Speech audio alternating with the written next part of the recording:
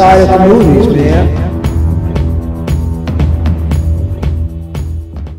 Hey everyone, welcome back to the channel. Good evening, boils and ghouls. That sounded very cool. Do you like this look? I like the look. Do you know why I'm wearing this? Why? Because it's bloody hot outside. It is sweltering. Hot. It is sweltering. But it's going to get hotter in here. It is. So we are back. Episode 2. Nice that way.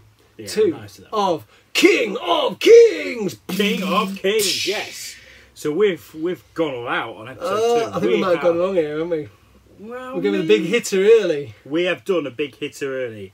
A 1994 movie. And obviously, well, they would have probably figured it out from the thumbnail. They should know what it is because it's 2.5 years. Yeah, and the description. So what we're watching, 1994's Shawshank Redemption. You've seen it, we've seen it, everybody's seen it, but let's watch it again.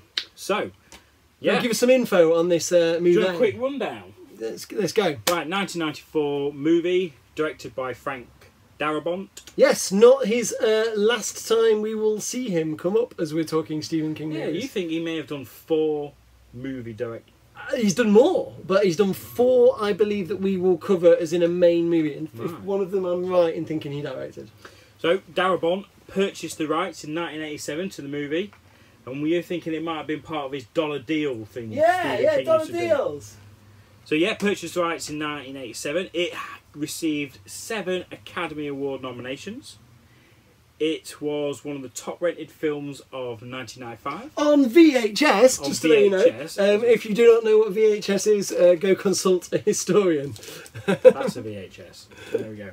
Right, yes, and another couple of facts. It sold in the US 320,000 copies on VHS due to the word of mouth and the Academy Award nominations. That's what it's pointing to. It had a budget of $25 million. I was going to say I've got it down to 3. One of the films I thought he directed, I don't think he did it. He did. In my brain, as I said it, I was like, actually, I think I've done some word salad thing and fucked up here. So it had a $25 million budget, but grossed internationally 58.3. So not a huge box office taking. Oh, I don't know. I mean, when you start talking about those days, though, I mean, we bombed at the cinema, and that is where you make most of the money, in fairness. But then it like killed on VHS, and I don't know how they had these things up. I suppose nowadays you'd consider that still not a great taking. No. But yet this was IMDb's #1 movie for a long time. Oh, yeah. If not IMDb, still, I'm not sure it's still #1. 9.3 out of 10, and a solid 91% on Rotten Tomatoes. I don't understand Rotten Tomatoes. I'd never go on it. No, don't understand. I just thought it might be an interesting If you want to know what films are like, just watch us. You don't need to go anywhere else. Exactly, watch us. We can be your Rotten Tomatoes. Moist potatoes. Moist potatoes. We'll have that. Yeah. So there we go. Shawshank. We'll be back in a sec and tell you what I thought. Again, 2 hours and a half. See you on the flip side. The power vested in me by the state of Maine, I hereby order you to serve 2 life sentences back to back.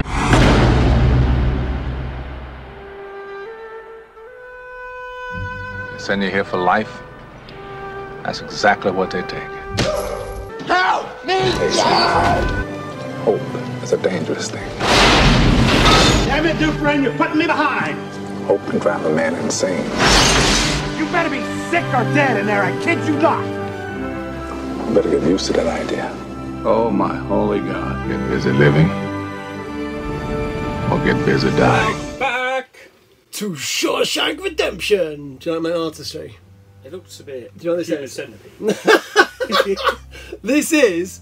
This is Andy Dufresne crawling through 5 football fields worth of shit and piss. You can see. Spoiler. Spoiler. We will be spoiling this film, and if we are spoiling this film for you, shame on you. Shame on If you've you. not seen this and watching this review, that's a bit weird. Yeah. But thanks for tuning in. Yeah, nice to see you. Thank you for joining the Sweaty Potatoes. Was that what we called it? Soggy potato. Soggy potato. Yeah. I know. That sounds Hook good. Rotten Tomatoes. Right. Look at the soggy potatoes. Right. Score. So, synopsisize this shit. Right, so it opens up of Andy Dufresne, played by Tim Robbins, who's never in any film, but you reckon's in every film. He's in every film. He's not like he always seems to be psycho. He was in Top Gun. You don't believe me? I don't think he was. Fine, I cannot name another Tim Robbins film right now, which is Top Gun. I don't think he was in Top Gun. He was in Top Gun. I don't think he was. But anyway, right. So it starts off. Andy Dufresne. Andy Dufresne. Andy Dufresne. Andy Dufresne. Is he in court, or is it opening where he's in his car and he's drinking? Essentially, It kind of flips back between the two, doesn't it? Yeah. Essentially, the film starts with Andy Dufresne. He's in court, and he's been trialed for the murder of his wife and his wife's lover. Green Lantern. He was in the Green Lantern. The Green Lantern. Terrible movie. Tenacious D. Tenacious, never seen it. Zathura, really good Zathura, movie. never seen it. War of the Worlds. War of the Worlds! The Steven Spielberg War of the Worlds. He's a Yeah, crazy guy. Anchorman. Mystic River. Not seen it. High Fidelity, of course. He plays Ian Raymond. He's brilliant. Austin Powers. Oh, So, so he's in court, and he unfortunately gets sentenced Jacob's Ladder. for the murder of his wife and lover. Howard the Duck. Merlin in Top Gun. He plays Merlin. Just as his name, Merlin. Doesn't show a picture of him. You'll know when you watch it again. Alright. Sorry, I was just So- indulging myself. It then follows Andy Dufresne as he enters prison life. Is it based in 1980? No, it's based in the 1980s. It's based in the 50s. Even though it kind of travels through time, and not in the sense of like time traveling. It's like it spanned about 30 years. No, 20 years. He was in jail for 20 years. 20 years, was it? Yeah. So anyway, goes to prison. It's like he's sort of 50s era. And he's very... 80s. It was 87, this...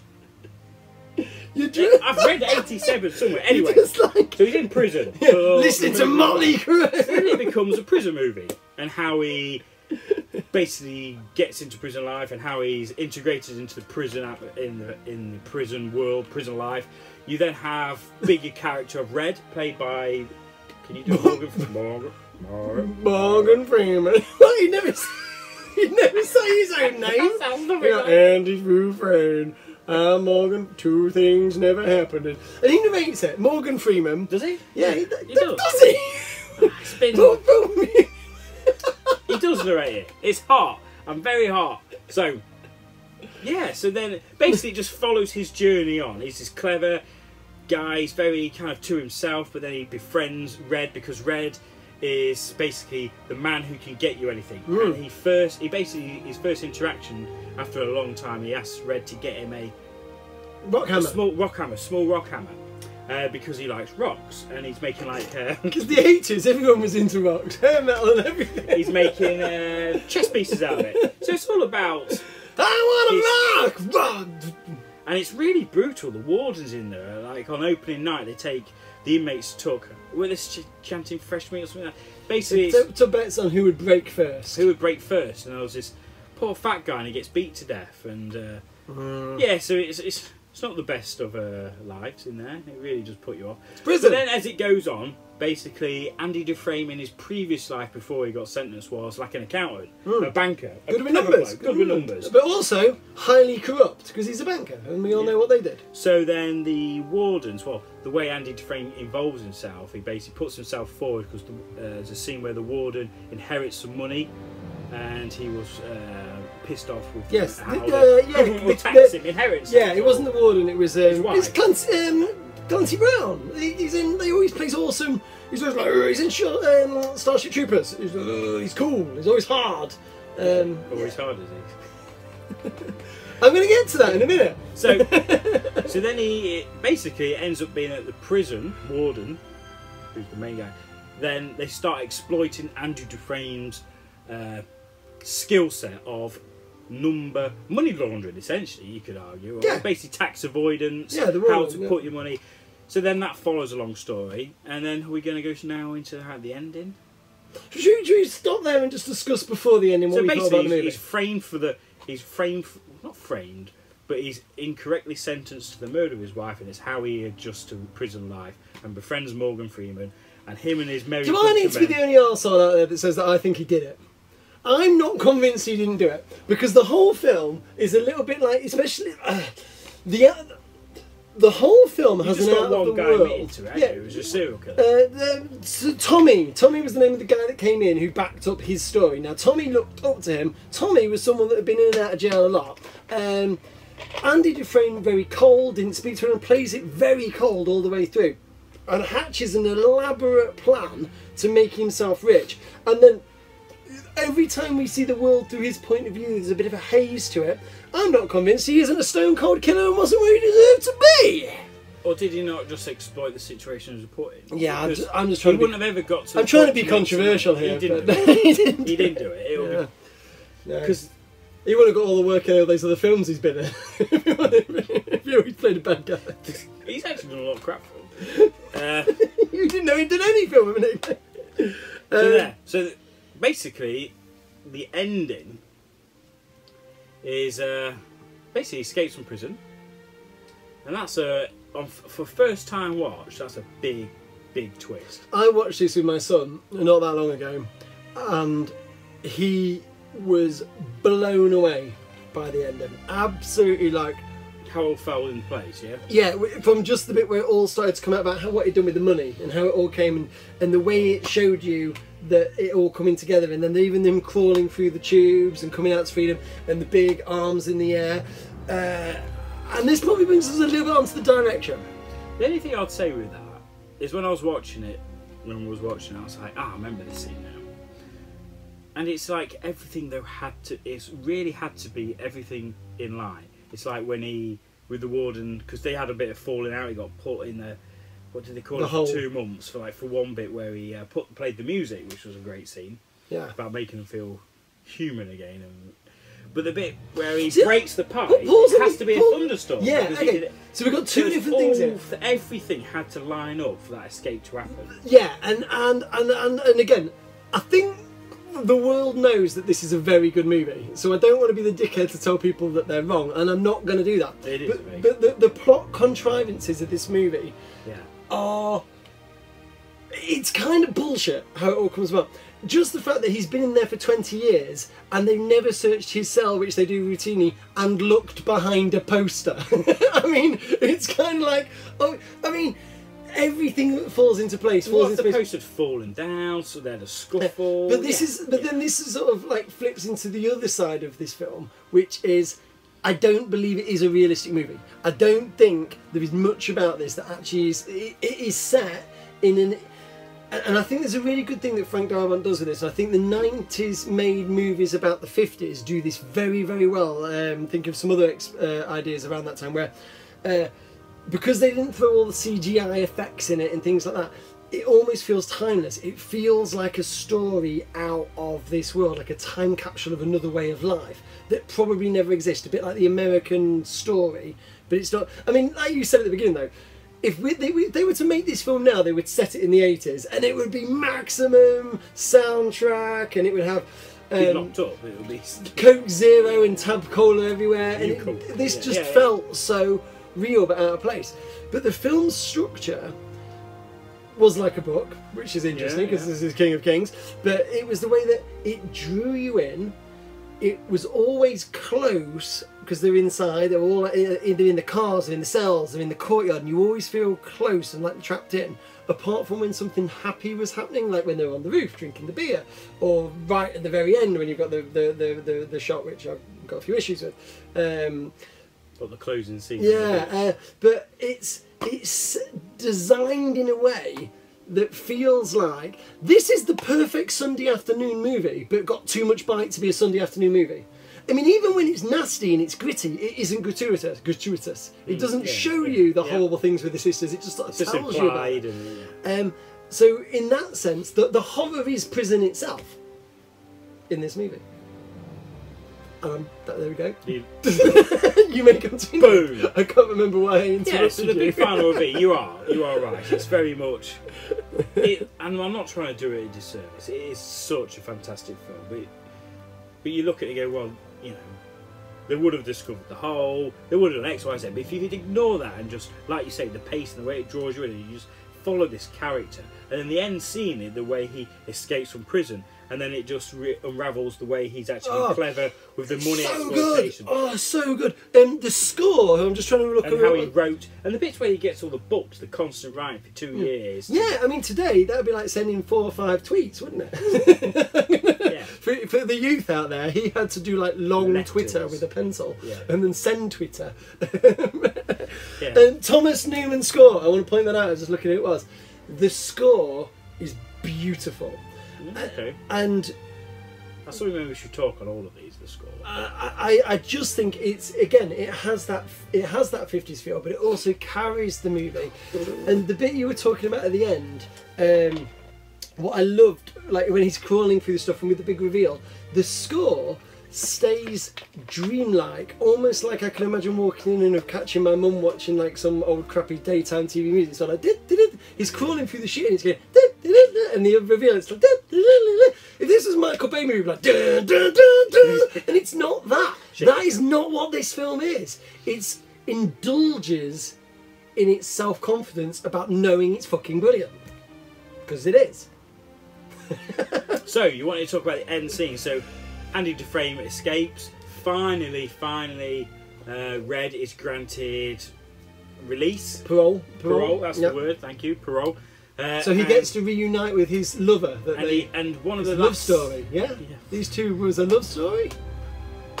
And what friendship, man bondage. Man bondage, yeah. I'll get you this, you get me that. So basically he left him a letter and said, well no, he told him to go to 2 months in the hole, that's all I'm saying. And he goes to this specific rock, or this setting with again, a compass. which and you he would found never this find. I was like, oh, I've got a compass and I'm going to find this You find a tree in a field, in a village, near a town, and there is a rock that has no right to be there, that was buried under other rocks. You would never have... Yeah. So the end scene then, when Red finally makes its way to Mexico to be reunited with Andy Dufresne fixing his boat, and they just embrace in a manhole. And we get that huge sweeping shot from up above where you can see the sand and the blue sea and everything is right. Paradise, and the music comes up and tears start to film in your eyes. But it is really cliche. And it is really cheesy. And it is really tacky. And I don't know if the film... Did you want that though? I mean, there is a bit where you think, out of all the shit he went through and everything that he did. The movie is about hope. And hope will set you free and all this. Kind of, and yeah. I don't know. That speech when he talks about you can't take away hope, because that's the one thing they can't take away from you. There's the scene at the table, isn't there? Yeah, I don't know if the end scene, it made you go, yes, they got together, they got reunited, they can live happily ever after and get married and adopt children and all this, that and the other. But I don't know if it... If I like it then? I think it earned it. I do think it earned it. But was it needed in a film about hope? Couldn't we have just been left hoping that that's what happened? Maybe that is. Maybe it was just a figment of the imagination. It's shot very different. The cinematography in that scene is completely different to anything else. It's kind of dreamlike and the harsh was it a dream? contrast. Was it? Yeah. Do you know any other thing I wanted to point out in this movie is it really humanises the prisoners in a way that you don't normally get in films. Lots of movies, the main character will be the one that's been wrongly accused, and like, you know, Harrison Ford in The Fugitive, something like that, and you humanise the accused person. But in this, it kind of made all the prisoners very human, especially the old bloke. Yeah, even though a lot of them, Brooks was great. Yeah, I like when Brooks. He hangs himself. Horrible. And I love that Brooks was here, so was Red. I thought that was really nice. But you know what's really interesting is they're all in there for murder and things like that. I mean, Red's backstory in the book, pretty horrific. I've not read the book. He's in there for murder. He's in there for murder, but he murders his wife, a next door neighbour, and his kid or something. But only meant to murder his wife in the story by doing something with a car for insurance money, something along those lines. Can't quite remember. Yeah, so all of them are murderers, but yet we come to love them. So murders, you empathise. Yeah, murder can be fun. Killers. Yeah, I don't know. But, so yeah. Right. Anywho, that was it. We've talked a long time. Episode 2. We went for it. We went for probably one of the most. So Cujo's currently up here. We scored it 6 and 7. Which we then did some songs with and added it together to get 13 after we realised what we were basically we're scoring out of 20. Score it out of 10 each, we add it together, and then we're going to store leaderboard. I'm going to hit this out now with a 9. I think this film is a masterpiece. I love it. It has been kicking around my top 20 movies of all time. Whether or not it's still been there, I don't know. I'm giving it a 9 because we've got a lot of movies to go with. So I'm just not... It's a 10 out of 10 movie, but I'm giving it a 9 just to give me a bit of wiggle room. What are you going with? We said no R's. Is he gonna roll it out, or is he gonna? My gut when we finished watching this, I was thinking 10, but Oh, have I talked him down? I didn't quite like the ending, and our conversation was about it. There's little bits where I was just about, you'd have found that hole, and I shouldn't use that. But you've got to look at it Shouldn't as be a applying whole. logic. And then I'm thinking it should have done an 8, but I gave Cujo a 7, and it's night and day against Cujo, but I like Cujo. So I'm going to go for 9. My gut's telling me 9, so that gives it a total of 18. It's a pretty big hair. That is 18 out of 20. That's going to take some beating. So that's going up here So that's on the straight board. to the top of the right, leaderboard. to the top there. I think it's going to be hard to beat, but you never know. You never know. What else has he got? Ooh, Right. let's see what comes next. So there we go. Thank you if you stuck around and watched this probably 20-odd minute video of us blabbering on about the Shawshank Redemption. We do appreciate anyone who stops by the channel. We do. The That's- soggy potatoes. The soggy potatoes. We need t-shirts. Soggy 1 and soggy 2. Anyway, Right, that's it. be good to each other. Life is short unless you have a poltergeist haunting a room. There we go. Peace.